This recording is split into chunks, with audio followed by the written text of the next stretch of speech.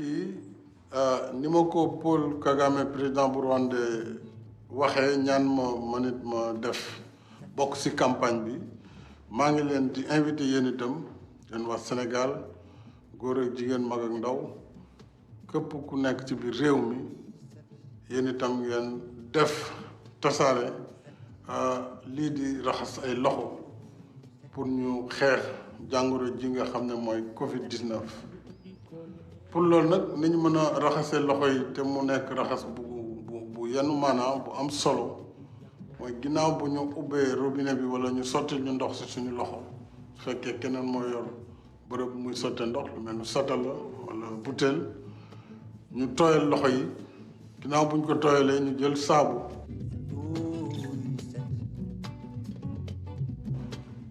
wala moo xam saabu përngal bi wala boog savon liquide sotti ko ci biir loxo yi su ko defee bu ñu ko sottee ci diggu loxo bi ñu jël ñaari loxo yi dal di ko frotter yëngal ko bu baax a baax ñaari loxo yi jaarale ko ci baaraam yi ba ci we bu ne nag ñu fexe fomp ko bu baax ak saabu bi ndax xëy na ci wey ci la feebar bi gën a mën a duggee su ko defee ñu frotter daal loxo yi ci biir ak ci biti biir loxo bi ak biti loxo bi bu baax a baax jël temps nag lu mu bon mu nekk genn wàllu minute muy 30 secondes su loolu weesoo ñu daal di li ñu wax jël loxo bi ci benn bi ci ndeyjoor teg ko ci càmmoñ bi frotter bu baax a baax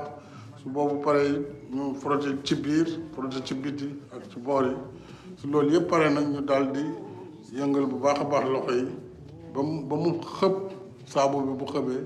ñu doog a nag delloo loxo yi raxas ko ak ndox ba mu set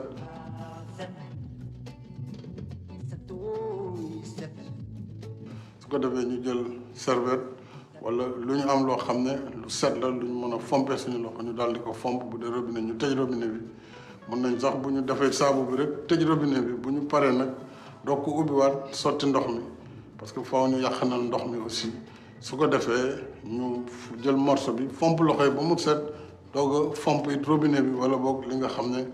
moom la ñu jëfandikoo bu fekkee benn nit la bu fekkee ki yor satal la moo lay sotti wala butéel du aaju su boobaa nga tëj robinet bi maa ngi sant ñëpp di gërëm ñëpp ñu bokk boole ko ci lii tax ñu gën a fagaru ci jàngoro Covid-19.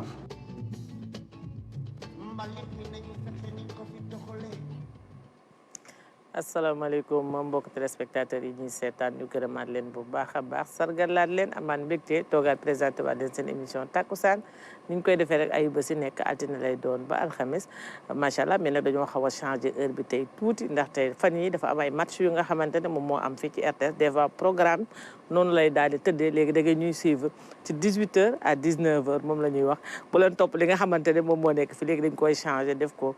18h à 19h ci la takkusaan di jàll ci li nga xamante ne mooy ayu bés bi heure bu delluwaatee ci 16h rek dinañ leen ko waxaat kon ñu ngi leen di nuyu bu baax téléspectateurs yi di leen sargal di leen jaajëfal am mbégte jàkkaarloo waat ak yéen ci altine tey ji mais nag macha allah balaa booba damay daal di demaat régie jëli ji situation du jour bi dellu si waat ci plateau bi daal di présenté invité yi. asalaamaaleykum mbokk yi ma jottali leen communiqué bi bàyyeekoo ministère de la santé et de l'action sociale tey bésu altine fukki fan ak juróom-ñett ci weeru janvier bi ñu nekk ministère de la santé et de l'action sociale jot na résultat examen virologique yi may waaj a lim ci junni ak juróom-ñett téeméer ak juróom-ñett fukk ak juróom-ñett test yi ñu def téeméer ak juróom-ñett fukk ak juróom-benn ñoo ci positif yooyu am nañ ci juróom-ñett fukk ak juróom-benn cas contact mooy ñi jot ci mbas mi fekk dañoo jaxasoo woon ak ñu yore doomu jàngoro ji amuñ ci benn cas bu jógee bitim réew mooy maanaam importé waaye am nañ ci téeméer ak fukk ñi nga xam ne ay cas communautaire lañu mooy ñi jot ci mbas mi fekk xamuñu fi ñu ko jëlee walla ki leen ko wàll ñooñu seen lim nii la tëddee Thiès am na ci fukk ak ñett Mbour am ci fukk juróom-ñaar ci Kaolack ak Touba ñeent ci Dakar Plateau Mbao ak Mermoz ak Yoff ñett ci Derklé HLM Ouakam Point E Sangalkam ak Tivaouane ñaar ci Almadies Diamniadio Diourbel Guinguinéo Keur Massar Mariste Mékhé Parcelles Assainies ak Rufisque benn ci Amitié 1 Cambérène Colobane Fann Résidence Guédiawaye Gueule Tapée Kaffrine Kanel Kédougou Mamel Mbacké Médina Ngor Ouest Foire Patte d'Oie Pikine Sacré-Cœur 3 Scat Urbam Saint-Louis Thilogne ak Yaraax téeméer ak juróom-ñeent fukk malade si ñi entré woon hôpital wér nañu bés ni ki tey dinañu génn bu ci yàlla ànde ñeent fukk ak ñeent ñoo nekk réanimation fukk ak benn malade ñoo ñàkk seen bakkan bésu démb dibéer fukki fan ak juróom-ñaar ci weeru janvier bi ñu nekk ñeneen ñi des hôpital ñu ngi am tan ci bésu tey dalee ko ci kaa bu njëkk ba Sénégal wëññi na ñaar fukki junni ak ñett ak ñaar téeméer ak ñaar fukk ak ñeent ci ñi nga xam ne jot nañ ci doomu jàngoro ji ci ñooñu fukki junni ak juróom-ñeent ak ñeent téeméer ak fukk ak ñeent wér nañ si juróomi téeméer ak ñaar fukk ak juróom-benn ñàkk seen bakkan mu des ñetti junni ak ñaar téeméer ak juróom-ñett fukk ak ñett si lalu hôpital yi ak si malade yi nga xam ne ñu ngi leen topp ci biir kër yi. macha allah ñu gërëmaat waa régie bu baax a baax sargal leen ci liggéey bu rafet bi tey dégg nga li nga xamante ne docteur Mamadou Ndiaye waxaat na ko ci li nga xamante ne mooy lim bi ñoo ko gisandoo cas communautaire yi bari na dama koy wax saa su ne nee naa leen man bu ñu indee situation du jour bi rek cas communautaire yi man moo may jaaxal parce que moom may ëlëm ndax doo xam fan la ñu jaar ak fan la ñu romb ko dañ jël mesure barrière mais ñi dalal tey ci loolu lañ koy ndar keppe mooy Covid bi ak ñi ñu invité ci kanam tuuti di ngeen daal di xam ñan la ñu ngi fi dalal tey Cheikh Bourama Djiba noonu la directeur des moyens généraux Dakar Dem Dikk ñu ngi lay nuyu bu baax a baax directeur am mbégte dalal la ci suñu plateau ñu bàyyi la nga nuyoo ak askan wi day seetaan. ñoo ngi leen di nuyu. di nuyu téléspectateur u Takkusaan yëpp. également di nuyu communauté Dakar Dem Dikk yëpp merci. ñu am mbégte ci dalal bi ñu la fi dalal ci kanam tuuti dinañ gën a yaatal waxtaan bi ak yow ñu daal di nuyu ne guest ci daal sama càmmoñ nuyu sama xarit bi toog en tout cas sa brodé rafet na mauve bi rafet na maa ngi nuyu madame Oumou Diop Sène mu nekk présidente de l'amicale des femmes de Dakar Dem Dikk maa ngi lay nuyu madame Sène am mbégte maa ngi lay fay Awa plateau bi maa ngi lay fay di jiital ci nuyoo bi nag monsieur le président de la république Macky Sall di wàcce di nuyu suñu ministre de tutelle monsieur Mansour Faye mais également di nuyu DG Dakar Dem Dikk monsieur Boun Khatab Sylla di nuyu également tous les travailleurs de Dakar Dem Dikk di nuyu l'amicale des femmes de Dakar Dem Dikk di englobe man mi nga xam ne maay seen présidente jiite leen di nuyu donc tous les travailleurs à travers l'amicale des femmes mais aussi di nuyu usagers bus Dakar Dem Dikk yëpp. ñu ngi lay gërëm di la sargal bu baax a baax ci wuyu si bi ñu fi wuyusu ñu waxtaanee ci li nga xamante ne mooy transport bi waa Dakar Dem Dikk nag tey ñoom lañ fi daal di dalal ci sunu plateau bu ko defee ñoom dinañ gën a yaatal waxtaan bi wax ak askan wi lépp lu nga xamante ne moom lañ ci daal di yaakaar ne ñoom dinañu ko indil ci ay leeral wante nag balaa ñu naan xuus ci li nga xamante ne mooy waxtaan bi damay dem régie jëli élément dellu si waat ci plateau bi. nan lañ mën a def ba aar askan wi ci mbas mi ñii nga xamante ni ñooy yëngu ci wàllum dem bég dikk bi nag indi nañ ci ay ndogal lu ni mel nag dañ ko tëral ngir ñi nga xamante ni ñoom ñoo di askan wi daal di mën a dem ak dikk ci jàmm te itam ñu daal di respecté li nga xamante ni moom la kër docteur daal di digle. liñ doon chargé ci wàllum usager dañ koy wàññi ba 30% ñoom su ko defee 70% yooyu ñuy chargé dina permettre ñu mën a couvrir un tant soit peu seen charge d'exploitation pour mën jënd carburant pour mën a fay salaire ak yu ñu demee ñu nangol ñu ko donc loolu muy doon mesure bu am solo donc day tekki ni tey Dakar Dem Dikk si bus yu mag yi nga xam ne 110 personnes la leen jël par jour 80 personnes rek lay jël afti bu doon jël si otoom yi 60 personnes donc 40 personnes dong lay jël leneen di mooy ñu interdire te code de la route daf ko mos a interdire d'ailleurs le transport debout fait par les Ndiaga Ndiaye et les car rapides mooy car rapide ñi ñuy taxawal ci biir car rapide yi ñi ñuy transporter ci marchepied yi loolu c'est interdit par le code loolu ñu ngi koy gën a firndeelaat tey ci mesures yi. Dakar Dem Dikk mesures yi mu jël mooy yooyu ma la wax bala cee kenn yëg da nga takk masque léegi nag aussi suñu horaire yi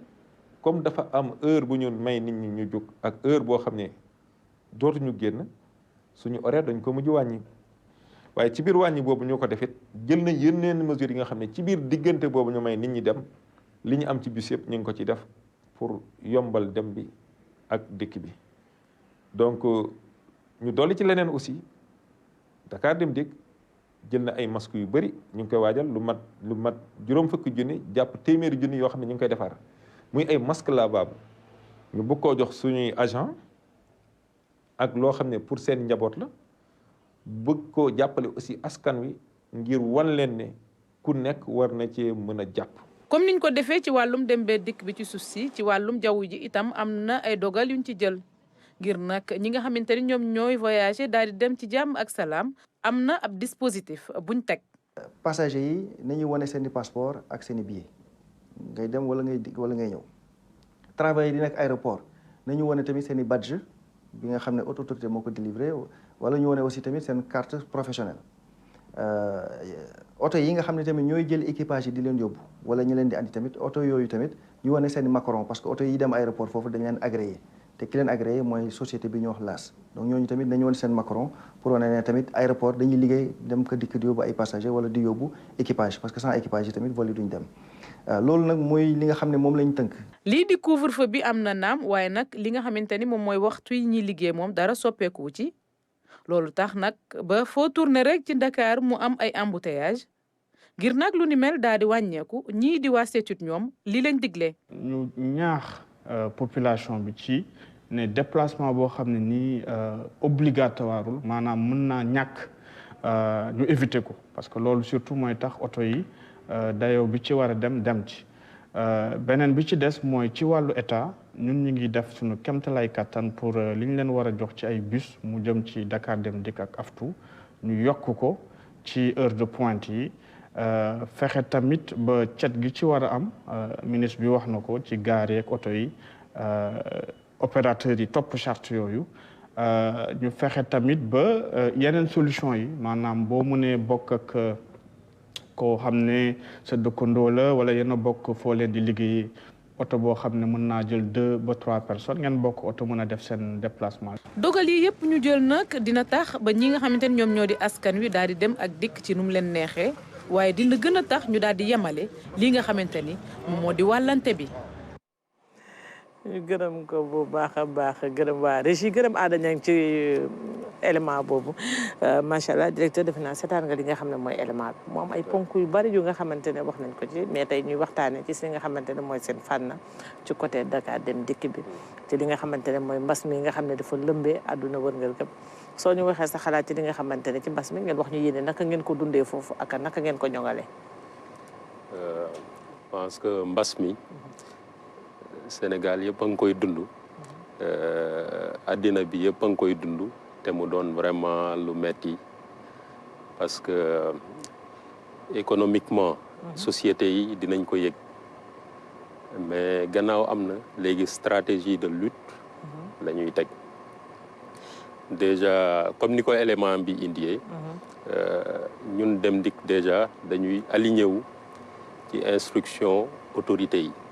mooy autorités sanitaires yi d'abord le port obligatoire du masque képp kuy liggéeyee Dem Dikk da nga war a takk forcément sa masque rawatina ñi nekk ci réseau bi nga xam ne ñoom ñooy jànkoonteeg sénégalais yi di leen transporter donc ñun déjà depuis le début pandémie bi dañ wax ni képp kuy dugg suñu bus faaw nga takk masque bon takk masque déjà ku am na ci pour accompagner léegi suñuy travailleurs lu ñu def moom mooy dañu jënd ay masques lavables yi nga xam ne travailleur bu nekk dinañ la jox sa masque lu mat 5 masque loolu benn pas la gannaaw ñoo ngi ñaax sénégalais yi pour ñuy takk masque dinañu def benn campagne de distribution de masques donc ma rappeler rek ni ñun au-delà de l'urbain nga xam ne mooy transport public bi ñuy def fii am nañu yeneen service mooy maanaam Dakar AIBD pour ñuy tukki mais également am nañ service interurbain nga xam ne mooy jëlee nit ñi Dakar yóbbu leen tas leen dans les régions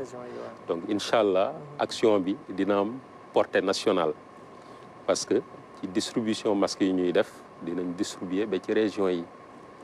donc également gannaaw ñoo ngi à Dakar am responsabilité sociétale d'entreprise dina am également ay école wala ay jàkk yi nga xam ne dinañ leen may masque rien que pour mën a participer ci stratégie de lutte contre Covid bi voilà macha allah moom solo lool maa ngi ñëwaat ci yow madame Sène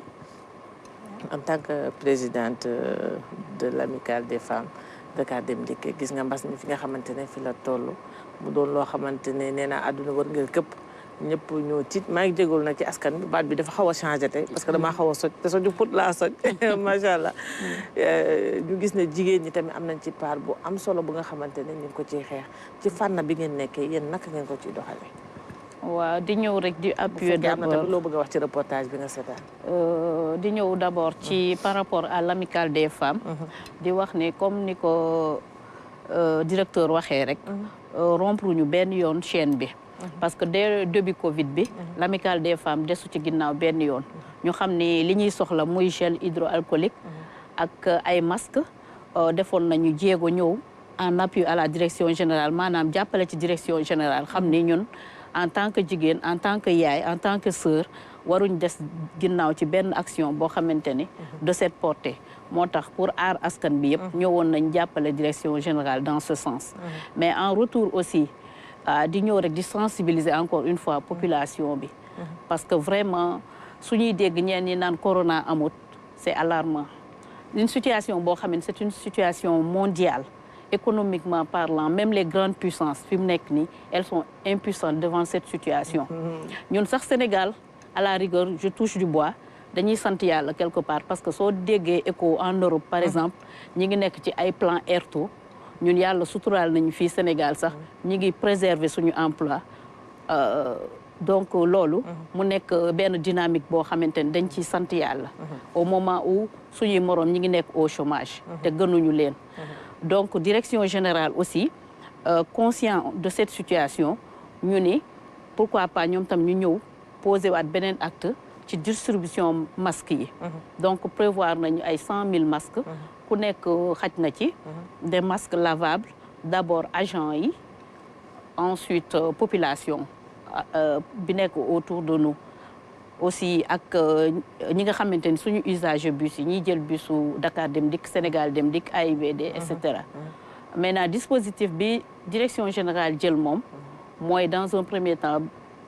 joxe nañ note de service bu ñuy wax port de masque obligatoire agent bu nekk c'est une obligation nga nekk sa bureau nga nekk si biir enceinte entreprise bi yëpp da nga war a takk masque loolu la ñuy kii gel yi aussi dañ koy distribuer régulièrement et dire que travailleurs yi sax au-delà de ça travailleurs Dakar Dem Dikk yi sont très conscients de la situation ba tax na ni ku nekk mi ngi ciy bay waaram waaw surtout personnel roulant bi muy ñi nekk les plus exposés mooy receveurs yi ak conducteurs yi nga xamante ne ñi ngi gën a jaxasoo ak askan bi voilà maa ngi dégg ne ngeen a jigéen ñi am na taxawaay bu nga xamante ne def ngeen ko ba nga xamante ne dimbale ngeen li nga xamante ne mooy seen direction bi yan dimbal la ak ban façon taxawaay la taxawaay bi mooy comme dañoo gis ne mbas mi ñëw na daanu si suñu kaw léegi duñu xaar direction rek di distribuer ay masques wala muy joxe ay gel hydroalcoolique te du doy en ce moment ñu daal di dem jënd nag ñun ci suñu turu amical daal di ñëw apporter ko à la direction xamante ne day gën a yombal liggéey bi. macha allah mu doon lu am solo li madame Sène wax na sànq ci mbirum li nga xamante ne mooy mbirum emploi bi te mu doon lu am solo fi nga wax noonu parce que gis nga Sénégal nañu gën a santaat yàlla parce que wax nañ ko bi mbas mi amee ak léegi presque 11 mois dugg nañ ci li nga xamante ne moom mooy weer bi. gis nañ nit ñi jengeen yeeg ñangeen ni ñoom aada ñag ñoom ñëpp ba tey ñu ngi békk ndax ñu ngi añ ñu ngi reer ñu ngi dékk gis nañ ne amuñu problème mu lekk amuñu problème mu naan en plus nit ñi ñu ngi liggéey peut-être que li nga xamante ne moom moo ñu manqué moom mooy que ñu respecté li nga xamante ne mooy mesure barrière te defe naa directeur loolu dafa doon lu am solo mesure barrière il faut que ñu respecté ko est-ce que li ngeen xamante ne yéen a ngi ci taxaw ni di ko def am na solo lool mais est-ce que yéen a ngi ci boole waale di ci sensibiliser waale ñi nga xamante ne ñoom ñoo ngeen di jox li ngeen di leen di jox. exactement loolu déjà ci suñu stratégie la bokk. ci suñu stratégie la bokk parce que tey jii c'est vrai médias yaa ngi ciy jàpp autorités médicales yi également ñoo ngi sensibiliser. mais ñun gannaaw par jour dañuy nekk en contact avec la population di leen transporter di yombal dem beeg dikk bi. donc dañoo fas yéene sóobu gën a sóobuwaat pour conscientiser sénégalais yi mais yemuñ ci loolu gannaaw faaw ñu jël ci seen poche jënd ay masques ak yooyu donc ñun ci suñu responsabilité sociétale vraiment dinañ leen accompagner et comme ni ma ko waxee tey jii ñoo ngi Sénégal ñoo ngi Afrique dem dikk donc je pense que combat bi dañ koy lawal. waaw incha allah. mu doon lu am solo gis nga ni nga xamante ne transport en commun bi ni muy doxee actuellement ci réew mi doon na loo xam ne tiitaange wax nañ ko sànq si élément bi soo gisee d'accord nit ñi bari nañu ba nga xamante ne oto yu doyuñu mais tamit du tee mesures yi dañ ko war a jël parce que moom mooy ñuy tax lii nga xamante ne ñu ngi koy xeex mu mën fi jóge yéen ci seen direction naka ngeen koy fexee normes yi naka la fa tëddee ndax dañuy déborder xam nga bi si bu njëkk ba dañ naan dugg taxaw man yàgg naa dugg ci dem dëkki da ngay dugg boo amul place da ngay ñëw taxaw léegi naka ngeen fexe ban organisation ngeen ci def déjà organisation bi mooy tënku ci li ministère bi wax ministère des infrastructures et transports terrestres et du désenclavement bus yi dañoo am des bus de capacité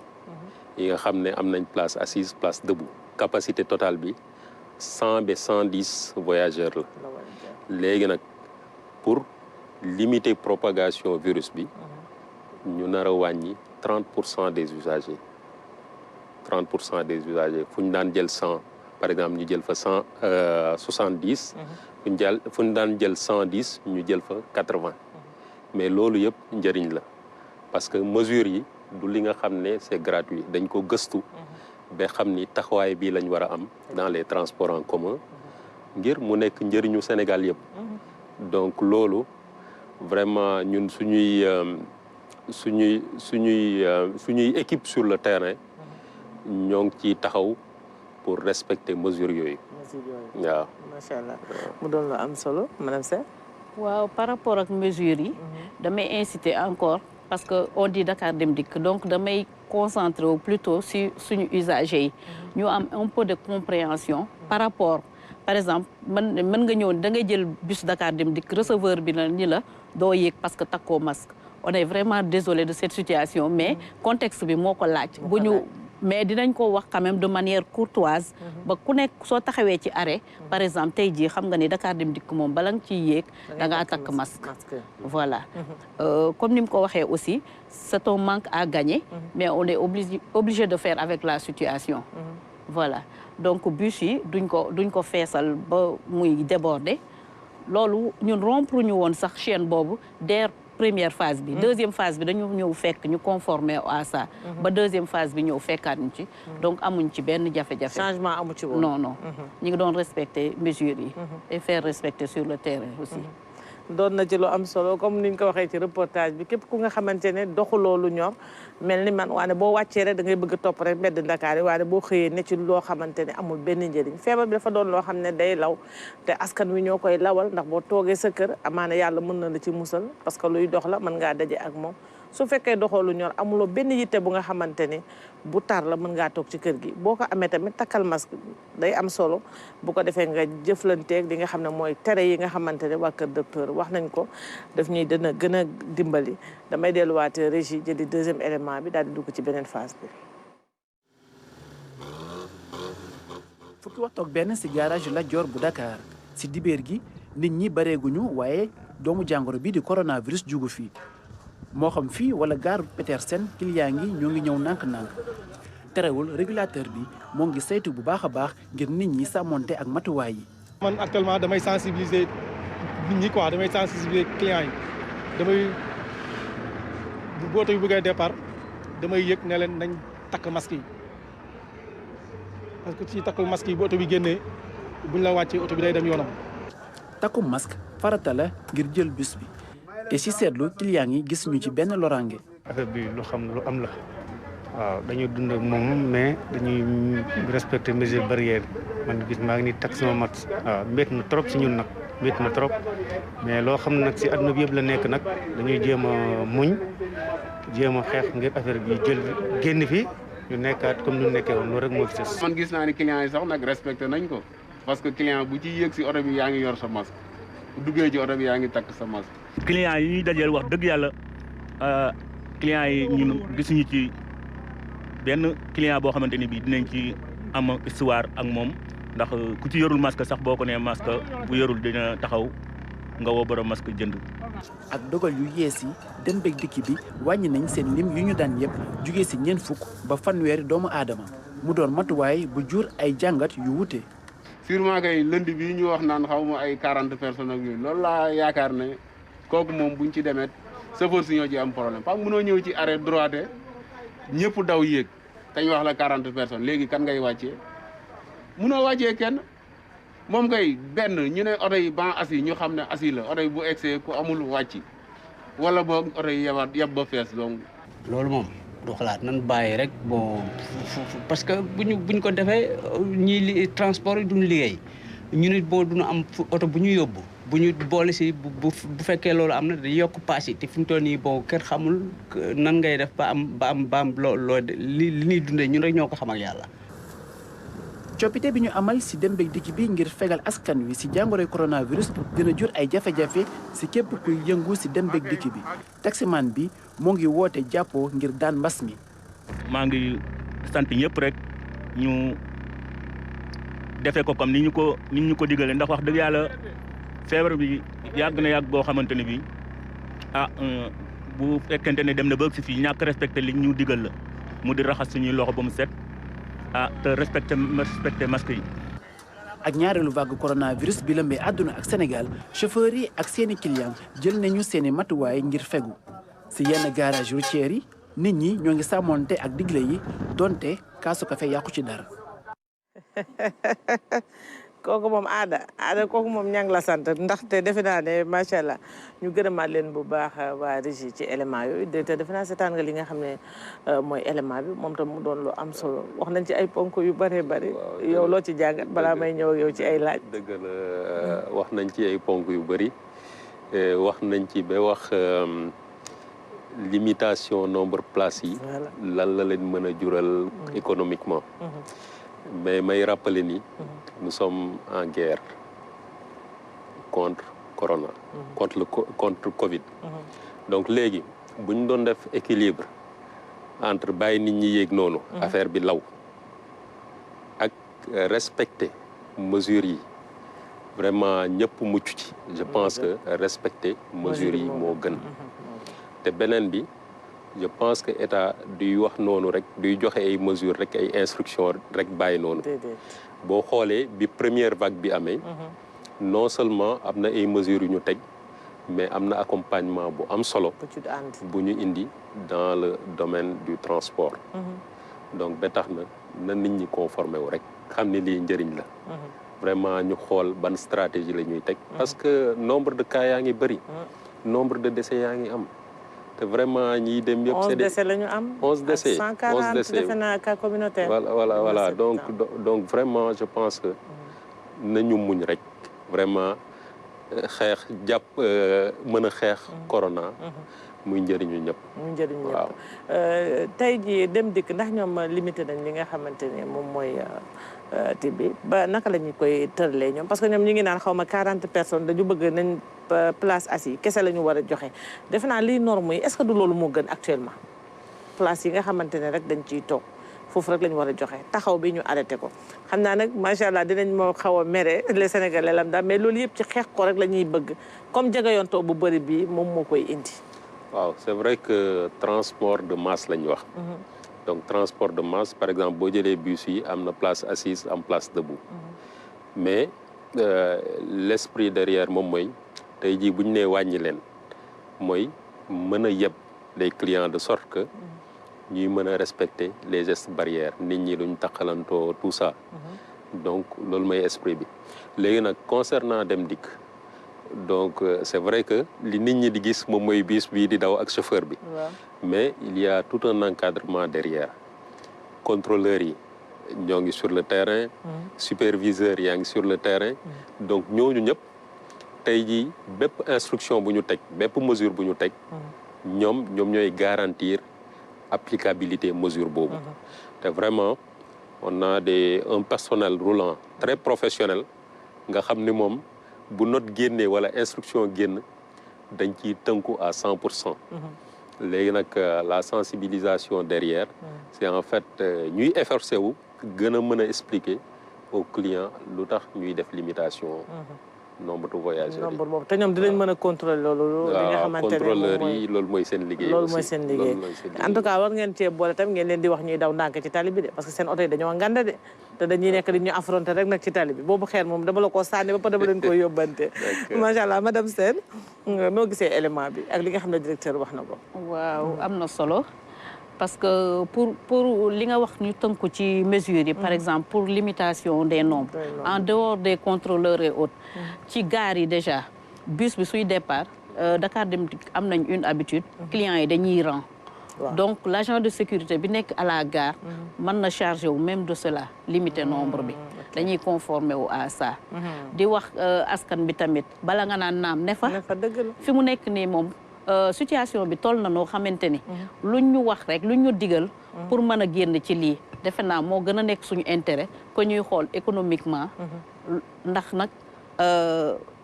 luñ koy waxatee sax njariñ loo fekkee effectivement c'est ça mu doon lu am solo directeur gis nga bi nga xamante ne dugg nañ tamit ci période bi nga xamante ne moom mooy couvre-feu bi mu jeex nag ni ki démb te man xam naa moom damay doon parce que temps yi Facebook bi moom ñu ngi may sànni xel mais dama ne président xëy na dina wax te nee na nag paaka kenn du ko jiitu ci mbaram nañu bàyyi ba mu wax ba pare ñu tënku ci li mu wax mën cee eggee askan wi waane comme ni nga xamante ne moom mooy couvre-feu bi biñ ko defee ci jamono yi weesu fukki fan yi ak ñaar nga xamante ne dañ koy arrêté à 21h 5h du matin boobu tamit naka ngeen ko dundee am ngeen ci tamit ay jafe-jafe ci yooyu noonu dinañ ci ñëw mais naka la Dakar Dem Dikk dundee woon mesures yooyu noonu. déjà par rapport ak couvre-feu bi. dañu amoon benn amplitude de travail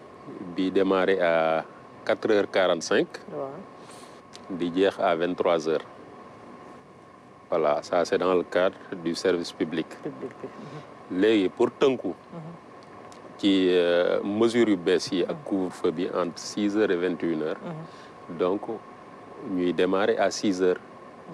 di terminer plus tard 17h donc moo nee 17h. c'est entre 16h30 17h moom mooy dernier départ bi. parce que au-delà de passagers yi ñuy yóbbu. également ñun suñuy agent dañoo war a ñibbi. c'est des Sénégalais dañu war a respecter en fait le couvre-feu. te ñun ñoo leen war a yóbbu. donc koo yóbbu ba wàccee ko. normalement war na mën a ñibbi këram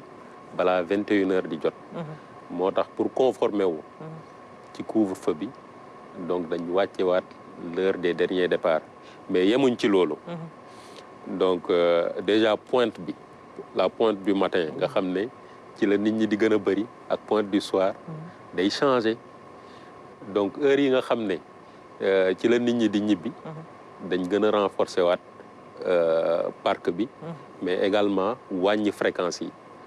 de sorte à ce que yombal dem beeg dikk bi. dem beeg dikk bi voilà. waaw mu doon lu am solo ndax boo nga xamante ne par exemple loolu am na xam nga bii si dañuy am ligne ku nekk ak ligne bi ngay dem mais waa defe naa bu waxtu woowu jotee xanaa dañuy jël oto bu nekk chauffeur bi yóbbu ko ci bërëb ba nga xamante ne côté boobu la dëkki ndax noonu la doon tënkoo. déjà transport public dafa am norme comme ni nga ko waxee. am nañ ay lignes. waaw donc lignes yooyu dañ koy respecté. mais au-delà de lignes yooyu pour mën a renforcer am na lu ñu naan des départs express des lignes express. yi nga xam ne mën na bañ a topp forcément ligne bi. mais juste pour mu gaaw de point à point donc heure yooyu dañuy renforcer les départs express. et je pense que sénégalais yaa ngi ciy gis seen bopp. et puis voilà système bu baax la daal. Par rapport à cette situation aussi, damay anticiper un peu par rapport aux forces de l'ordre tamit. di leen remercier ci seen travail boo xamante c'est un travail remarquable. Par rapport ak inquiétude bi ngay am ci agent yi. dëgg la ñoom ñooy yóbbu usagers yi ñu dem dikk. mais ñoom tamit dañu war a ñibbi seen kër. donc loolu moo indi direction bi. aménager heure yi de telle sorte que départ yi di teel sooy xool fi mu nekk ni dernier départ yi. jëppal par exemple ñiy dem banlieue 15 heures. mais clients yi dañuy xam su ko defee ñu ñëw très tôt. vers la gare bi ñuy déparé jël bus bi dem. macha allah mu doon am solo directeur defe naa ne couvre-feu bi indi woon na fi tamit ay jafe-jafe ci li nga xamante ne moom mooy seen côté xam nga Sénégal moom comme ni ñu koy waxee rek saa su ne bu ñu meree dañoo foog na lenn la ñu war a dem ci service public yi pour dem yàq ko toj hôpitaux yi dem toj Dakar dem dikk xam nga yàq nit fi sax ay oto nit yi nga xamante ne ñoom seen yoon nekk si ñu ngi gaari seen buddu kër nekk seen biir kër ñu ñëw toj seen ay oto loolu ci xabar di la bokk wax nañ ko waxati ko mais Dakar dem dikk dégg naa tamit yàqal nañ leen ci li nga xam ne mooy bis yooyu te xamuñu ne seen alal la ñu yàq te dina bokk tamit ci lii tax couvre-feu bi ñu gën leen a mën a jàpp ndax oto yi du doy naka ngeen jàngatee loolu ak naka ngeen ko dundee. donc vraiment muy situation bu ñuy ñaawlu. situation bu ñuy ñaawlu. premier jour couvre-feu bi. yàqal nañ ñu lu mat 10 autobus. fukki oto yi nga xam ne toj nañ ko te tey jii nga toj benn oto moom mooy délai d'attente bi. li nit ñi doon xaar. ci temps ci arrêt bi da nga koy gën a guddal bu ñu fàtte ni Dakar Dem Dikk société nationale la donc bus bi seen moomeel la seen alal la donc vraiment damay gën a conscientiser nañ xam ni ñoom seen alal bi ñuy toj war nañ ko mën a bus yi le bien public mérité na leneen lu dul nga jël di ko toj beneen bi réseau bi nu mu tëddee tey jii ñun dañuy dem centre ville di desservir les hôpitaux et tout mais imagine ku waroon a xëy am rendez-vous médical war a dem liggéeyi tey jii ngir bus bi nga toj rek nga taxte mu raté rendez-vous mais loolu ak la baaxul ñaaw na ci réew mi te souvent buñ taxawee ne non bus yi doyul ak affaire yooyu mais lii vraiment situation bu regrettable la vraiment di gën a conscientiser xam ni lii seen alal la xam nga boo ne bii si matul parce que nit ñi ñu ngi yokk chaque jour nit ñi ñu ngi yokk Olof Njaay moo ko wax xalangu dajul suuf nit ñi mënoo fexe ba nga matale li nga xamante ne loolu la ñu bëgg mais tam bu fekkee li nga am li lu mu tollool ñuy xool naka la ñuy def pour yokk ko yow nga jóg pour yàq ko loolu tamit beneen ñaawteef lay doon te dekku tam image bu nga xamante ne la bu rafet ci réew mi yàgg nañ ko def mais nag bii moom defe naa dafa jéggi dayo waaw bii dafa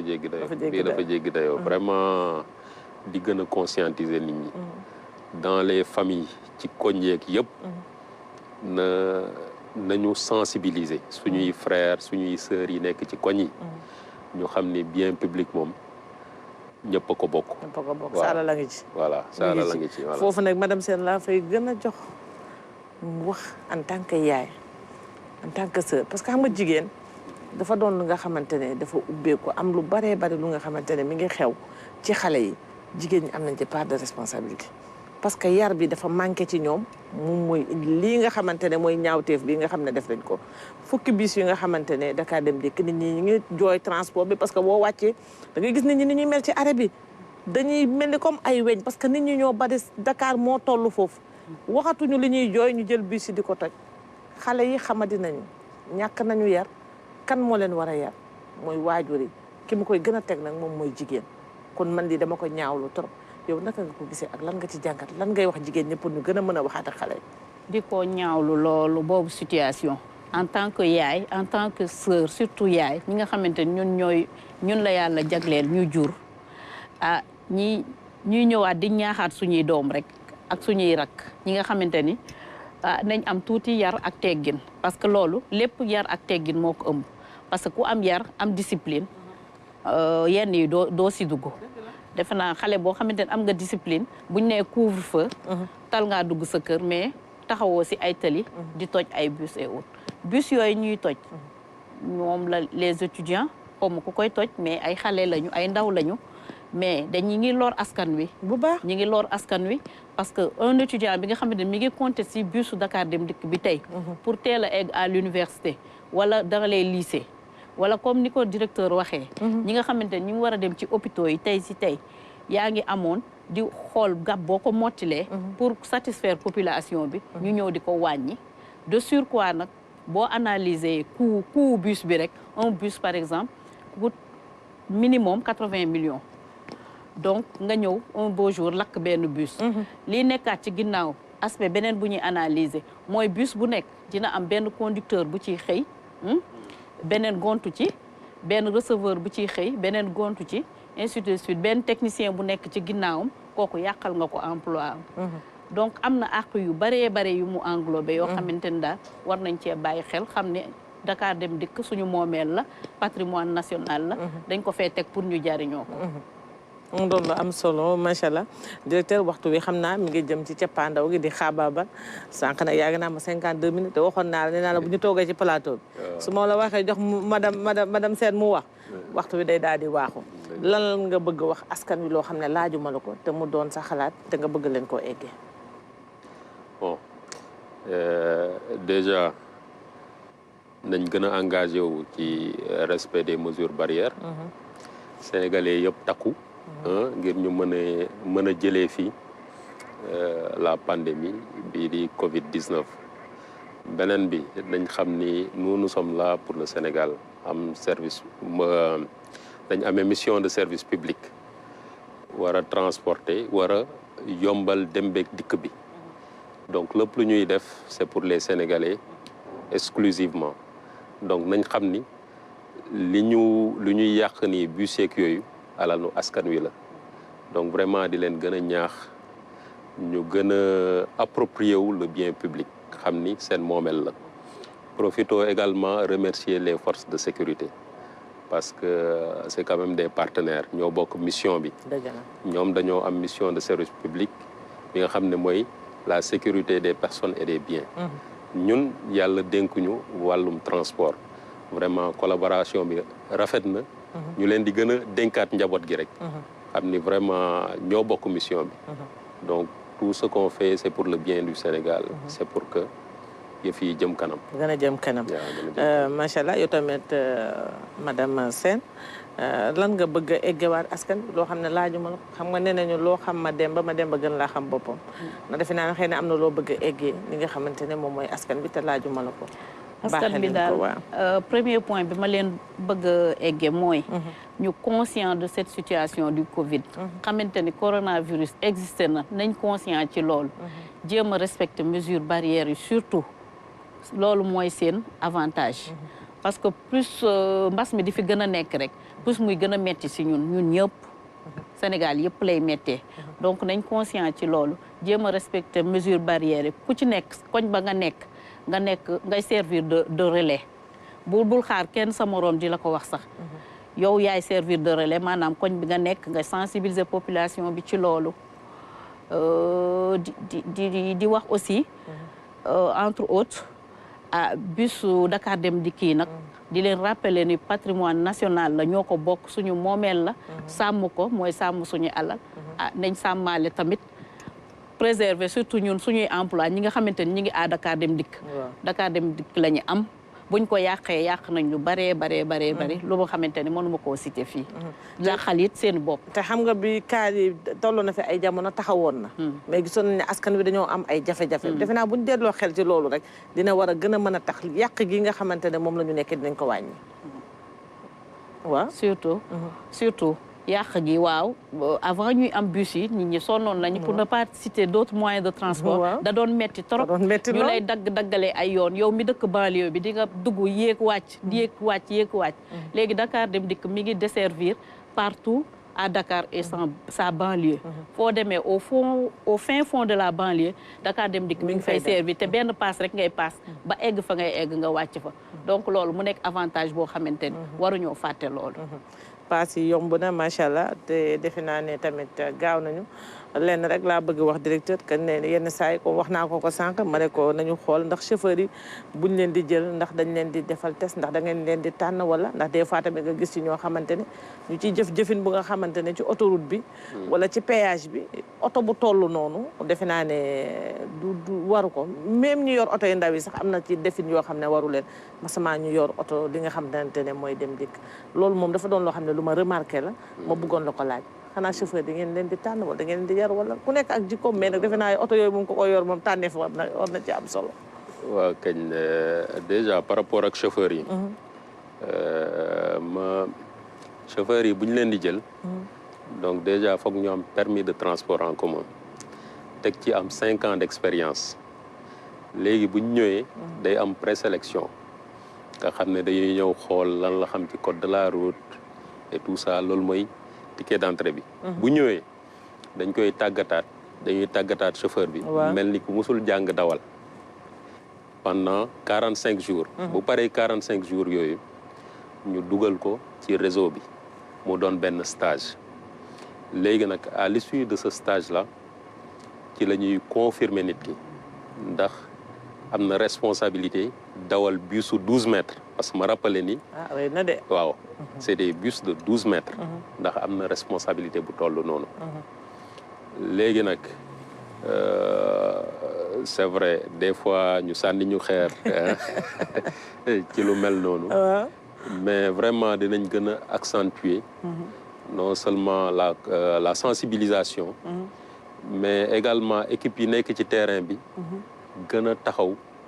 pour éviter yu mel noonu xoolaat yu mel noonu mais vraiment je pense que sur une population de 1000 et quelques chauffeurs am na aussi ñu ci responsable mais incha allah objectif bi ce sera de mieux les conscientiser ñu xam ni bien public lañ yor donc bien public vraiment dafa am benn taxawaay bu mu laaj donc un peu plus de responsabilité bu ñu lay dénkee bien public seen kii yooyu ngeen di wax pas receveur contrôleur yi ñi ngeen di tànn metti nañu de des fois nga dugg ci li nga xamante ne mooy dikk bi man dugg naa ci dafa may rappeler lu bari benn jour maa ngi ci dugg jëm côté Mbao mais ñi ngi jàpp benn xale mais am na comportement yu nga xam ne tamit ñi ngi koy def ak nit ñi askan wi tamit dañ koy ñaawlu xam nga man damay wax tout le temps fi ma toog nii askan wi laa fi toogal ndax man su ma xasee ba egg man maa ngi ci Ndiaga Ndiaye maa ngi ci bus yi xam nga li ma la wax maa ngi ci tataay parce que loolu laay dox géej ci banlieue bi di dox de ma yor sama tànk tamit di dox di xool xam li nga xam ne moom moo xew ci dëkk bi parce que yenn saa yi tam ñu tase ak élèves yi wàcc soit seen carte jeex wala xale rek la mu burle xam nga ñu koy def loo xamante ne man ma gis ko tekki sama bët rafetlu ma ko bokk yooyu tamit defe naa ne war nañ ciy dugal tuuti yërmande ci xale yi élèves yi laa waxuma magam jëmm mi nga xam ne day burle de yooyu tamit du ngeen ci xool taxawaay yooyu noonu ngeen koy seetlu askan wi laka lañ ciy jooy bon dëgg la par rapport ak contrôleurs yi ci benn fànn damay ñaan population bi ñu coopérer xam ni ñoom lu ñuy sàmm alalu Sénégal la donc ñoom seen rôle moom mooy xool ndax am na régularité ci titre de transport yi mais effectivement d'accord naa ak yow donc liggéey boo gis il y a la manière en toute chose donc vraiment di gën a ñaax mbokk contrôleurs yi je sais qu'ils vont me suivre dégg ngeen li soxna Awa wax donc vraiment il faudra un peu yërëm sunu doom yi waaw yërëm doom sunu doom yi keroog xale boobu ndeysaan dama ko mujj yërëm parce que fay nañ ko sax fayal nañ ko 2000 francs yi mais que dañ ko humilier parce que xale mën nga nekk xale mais des fois da ngay am kersa am gàcce mais mu ruus lool doon yoo xamante ne askan wi duñ ko rafet ndax sunu borom sax day jéggale des fois am na action yoo xamante ne am na nit ñoo xamante ne ñu ngi dugg ci bus dañuy foog ne comme car rapide la dañuy foog ne dañuy xaar ba egg doog a fay kooku dugg contrôleur bi yéeg mu ne ko an sa ticket mu ne ko fayee goma ñu ne la da ngay fay 2000 francs force mu ne mais sama xaalis mi ngi ne ñu ne la déedéet da ngay fay 2000 parce que xamul moom moo tax yooyu yëpp dañ ci war di waxtaan ak ñoom boobu tamit boo xamante ne tamit dañ ko fekkee am na ci yoo xamante ne loo ci sànni madame Sène loolu am na solo donc loolu comme li nga wax ci conducteurs yi à contrôleurs yi yéen tam yéen a ngi dégg la balle est dans votre camp donc benn couteau buñ ñu dóor la mais dire ko nii rek Dakar Dem Dikk dafa nekk une société professionnelle organisée aussi am ay normes ñoom contrôleurs yi en fait yóbbuwuñu fa seen bopp pour faire ça dañu am seen ay kilifa yu leen sant benn liggéey boo xamante ni ñoom it suñu jéggee charte yooyu yoon daal seen kaw loolu donc la mais de par méchanceté yaa ngi leen di protéger de mais ñooñu dañoo protégé wu ma leen sax mais il faut ñu weex parce que c'est nos gendarmes aussi ñoo nekk suñuy gendarme ci Dakar Dem Dikk man moo tax su may dugg ci seen dem dikk yi sama 200 laay gàddu sama loxo balaa ngeen maa daal di téye ñu ngi may signaler que ne waxtu bi ñu cëralee woon jeex na mais ma amoon mbégte janoog yéen si plateau bi ak li ñu fi partagé ngeen leeral ko askan wi te mu doonoon loo xamante ne ay kumpa la woon ci ñoom madame Sène ñu bàyyi la rek nga wax sa kàddu gu mujj daal di tàggoo ak askan wi ma doog a jox directeur mu tëj. ñu ngi leen di gërëm di leen sant. di gërëm d'abord directeur général bi nga xamante ni moo ñu may opportunité ñu ñëw si plateau bi di gërëm waa Dakar Dem Dikk yëpp di ci jiital sama amicale nag amicale des femmes de Dakar Dem Dikk toutes les braves dames de Dakar Dem Dikk maa ngi leen di sant jigéen ñu jàmbaar yooyu maa ngi leen di sant ku nekk turam ak santam bàyyiwuma kenn di la sant yow tamit vraiment ci plateau bu riche bi nga ñu kiyal am na solo trop jërëjëf ñu am mbégte ci janoog bi ñu fi janoog directeur ñu am mbégte yow tamit dalal la ci plateau bi am ponk yi nga xamante ne leeral nga ko askan wi ndaxte fi tey li nga fi leeral yëfu askan wi la te daf ciy baax lool yenn saa yi ngeen di duut baaraam ci yéen nit ñi di ko xam mbégte la ci jàkkaarloo yooyu ñu bàyyi la nga tàggatoo vraiment di leen gërëm di leen sant di wax ni bég nañ lool ci li ngeen ñu invité fii vraiment di gërëm également le directeur général Omar Boun Khatab Silla yi nga xam ne moo ñu may opportunité bi ñu ñëw quand même leeral askan wi taxawaayu Dem Dikk par rapport ak Covid bi vraiment di nuyu également di gërëm toute la communauté de Dakar Dem Dikk voilà merci ñu ngi lay gërëm bu baax ñu nuyu waale seen directeur général bu baax a baax DG Silla gërëm ko sargal ko ci bàyyi bi mu leen bàyyi ngeen ñëw fi toog daal di leeralal askan wi di ngeen leen war a leeralal noonu laay gërëmee ñëpp sargal ñëpp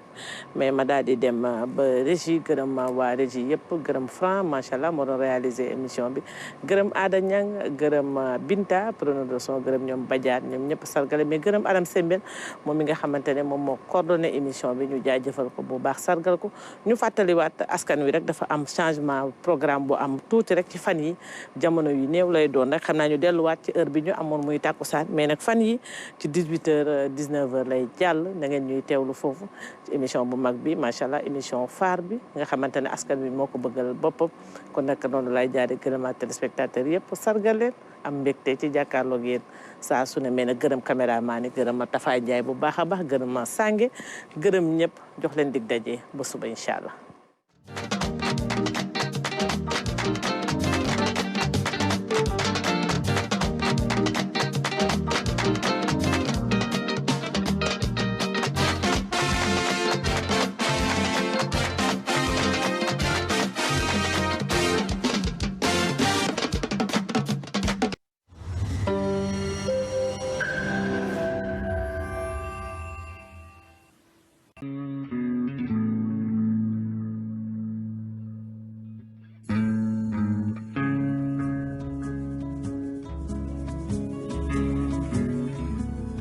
jërë ngeen jëf sunu mbokk yi ci ànd bi ngeen ànd ak ñun ci seen télévision nationale bu Sénégal jëmm ji ngeen di gis nag mu ngi wuyoo ci turu Maguette Mbaye toll ci 53 ans moom nag dafa réer moo nga bawoo ca ñaari tali ba mu fa jógee nag ba tey kenn gisu ko moo ngi fa bawoo woon 31 décembre lañ ko gëj a gis moom nag di wuyoo ci turu Maguette Mbaye mi toll ci 53 ans réer jógee woon foofa ca ñaari tali ca 31 décembre ñuy ñaan rek képp koo xamee ne gis nga ko wala nga xàmmee ko moom nag dafa war a tàggoo sagoom te it mënta wax ñuy ñaan rek képp koo xam ne xàmmee nga ko ci numéro bii ñu leen di bëgg a jox mooy 77 737 77 71 ñu bamtuwaat numéro bi muy 77 737 77 71. ba tey muy jëmm ji nga xam ne moom la ñu jàkkaar lool di wuyoo ci turu Serigne Fallou Dieng moom Serigne Fallou Dieng nag di kii ngeen di gis moom it dafa réer ay mbokkam. moom nag papaam moo ngi tudd Abdoulaye Dieng yaayam di wuyoo ci turu Bintu Bey moom nag moo nga dëkk ca Touba Madiana moom nag dafa réer ca jamonoy gàmmu ga ba tey daal ñoo ngi koy wër képp koo xamee ne gis nga ko rek nga jokkoo ci ak ay waajuram ci numéro bii ñu leen bëgg a jox muy 76 686 60 00 ñu baamtuwaat numéro bi 76 686 60 00 wala nga jokkoo ki nga xamee ne mooy Modou Mbacke nekk foofa ca DTV ci 77 111 86 62 ñu baamtuwaat numéro bi 77 111 86 62 jërë ngeen jëf.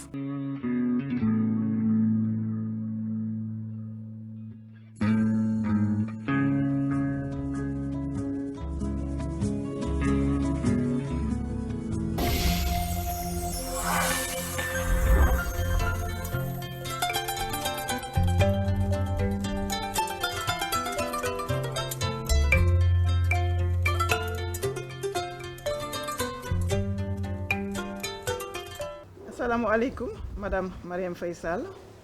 aleykum salaam Seynabou. alors ñu ngi lay remercier lu ñu recevoir tey sa kër ñu ngi toog fii ci cour bu yanji bi ngelaw lu neex di ñu ëpp ñu fas yéene nag waxtaan ak yow ci quelques ponks jëmbale ko ci fondation Servir le Sénégal. fondation Servir le Sénégal nga xam ne ñëpp xam nañ ko ci jëf yu baax yu rafet yu muy def jëmbale ko ci dimbale doomu aadama yeeg néew gi doole gi. dégg naa yenn saa da ngay dox sax taseeg nit mu di la remercier fekk yow sax fàtte nga la nga defoon dégg naa it am na ay nit yu nekk hôpital dañuy faju ba génn war a fay ñu leen fondation jaaroon na fi loolu nag muy jëf yu rafet du Sénégal yëpp rafetlu waaye itam dégg naa nag jamono yii moom fondation bi dafa am lu ko rax.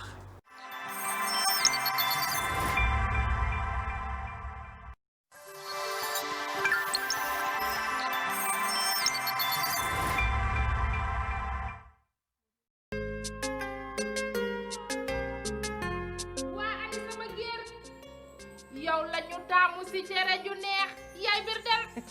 waaye yow nu ma la demee nii fii la ëppee doom nday nii daal nga def